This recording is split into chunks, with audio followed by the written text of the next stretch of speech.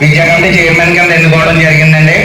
ఆయన డాక్టర్ కుమార్ గారు అని చెప్పి ఆయన్ని పెట్టడం జరిగింది. పెట్టిన దగ్గర నుంచి కూడా స్కూల్కి సంబంధించినటువంటి విషయాల్లో ప్రతి ఒక్కటి క్షుణ్ణంగా పరిశీలించి ఇక్కడ ఏం చేయాలి, ఇక్కడ విద్యార్థులకు ఏ లోటుపాట్లు ఉన్నాయి ఏంటని అన్నట్ల మీద ఒక అవగాహనకి ఇచ్చిన పదవి అతి కొద్ది రోజుల్లోనే ఆయన ఈ స్కూల్ మీద పట్టు సాధించి దానికి తగ్గట్టుగా దీనికి డోనర్ కింద మన రామరాజు గారిని ఇక్కడ వాటర్ ఇబ్బంది ఉంది, దాని గురించి కొంచెం ఏదైనా చేస్తే బాగుంటుందన్న వెంటనే ఆయన సహృదయంతో వెంటనే దీనికి స్పందించి ఆయన ఈ స్కూల్ కి వాటర్ ప్లాంట్ సుమారు 2,50,000 దగ్గరగా ఆయన ఖర్చు పెట్టి ఆయన సొంత వ్యయంతో చేయడం జరిగింది అది తల్లిదండ్రుల పేరు మీద.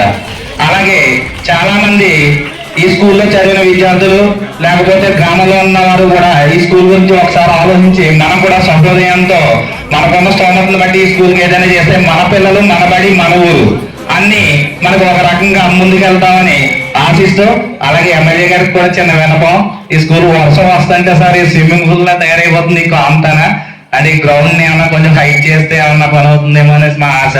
అలాగే పిల్లలకి ఆడుకోవడానికి గత 20 ఏళ్ళుగా ఎక్కడ కూడా మనకి స్థలం లేదు సార్. హై స్కూల్ పిల్లలు వీళ్ళు కేవలం ఏదో బందీకి స్కూల్లో ఉండిపోతున్నారు తప్ప బయటకు వచ్చే ఆట స్థలం అనేది ఎవరికి లేకుండా పోయింది. దాన్ని కూడా కొంచెం మీరు ఆలోచిస్తారని ఆశిస్తూ